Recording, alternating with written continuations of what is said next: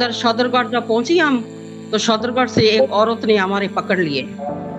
पकड़ के एक घर में ले गई है, घर में जाकर एक रूम में बंद कर दिया है।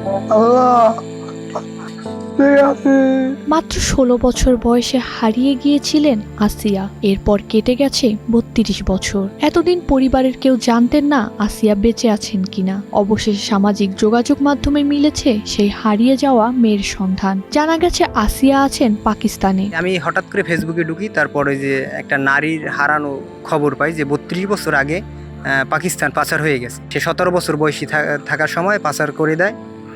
তারপর আমি ওই পড়াটা সম্পূর্ণ পড়ি, পড়ে দেখাই যে আমার এলাকার, আমি তার বাপে এবং ভাই তাদের সবাইকে চিনি। বরগুনার চারভাঙা গ্রামের ৯০ বছর বয়সী তমিজুদ্দিন হাওলাদার এখন প্রতিদিন মোবাইলের পর্দায় মেয়েকে দেখেন, কথা বলেন, কিন্তু ৩২ বছরের অপেক্ষার অবসান হয়নি।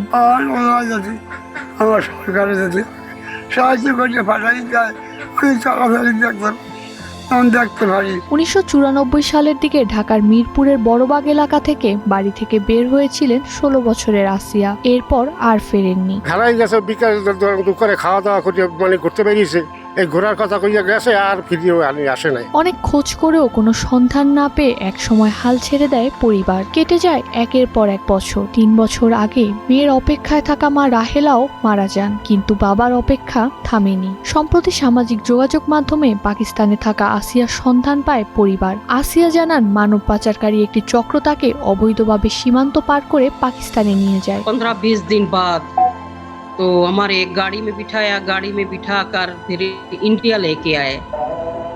फिर इंडिया से 1 हफ्ता रखा है इंडिया में। 1 हफ्ता बाद फिर ट्रेन में बिठाया हमारे, ठीक है। ट्रेन में बिठा कर फिर कराची लेके आए। कराची लेके आए, फिर वहाँ पर रखा है हमारे।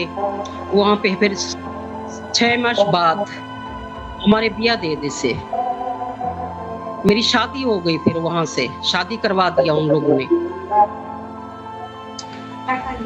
हाँ, उन्होंने फिर टाका पैसे ले लिए, पैसे रुपए लिए, जब 40,000 रुपए लिए उन्होंने। পরে পাকিস্তানে বিয়ে হয় তার। সেই সংসারে জন্ম নেয় 6 মেয়ে ও 1 ছেলে। বছরখানেক আগে স্বামীর মৃত্যুর পর নিজের পরিবার ও দেশের কথা আরো বেশি মনে পড়তে থাকে আসিয়ার। এখন তার একটাই ইচ্ছা, দেশে ফিরবেন, ৩২ বছর পর বাবার সামনে দাঁড়াবেন। জেলা প্রশাসন জানিয়েছে আসিয়া চাইলে পাকিস্তানে বাংলাদেশ দূতাবাসের সঙ্গে যোগাযোগ করতে পারেন। যেহেতু পাকিস্তানে রয়েছেন, তার পরিবারের সদস্যবর্গ জেলা প্রশাসকের মাধ্যম করে পররাষ্ট্র মন্ত্রণালয়ের সচিব স্যার বরাবর একটি আবেদন করতে পারেন। সেক্ষেত্রে পররাষ্ট্র মন্ত্রণালয় আমাদের যে বিদ্যমান নীতিমালা রয়েছে, নীতিমালা অনুযায়ী তাকে হয়তো বাংলাদেশে নিয়ে আসার যে প্রয়োজনীয় ব্যবস্থা সেটি গ্রহণ করবেন। জীবনের শেষ প্রান্তে দাঁড়িয়ে ৯০ বছরের তমিজুদ্দিনের চাওয়া খুব বেশি নয়, একবার মেয়েকে সামনে থেকে দেখা, বুকে টেনে নেয়া। এখন আসিয়াকে দেশে ফিরিয়ে আনতে প্রয়োজন পরিবার, সরকার ও সংশ্লিষ্ট কর্তৃপক্ষের দ্রুত ও কার্যকর উদ্যোগ।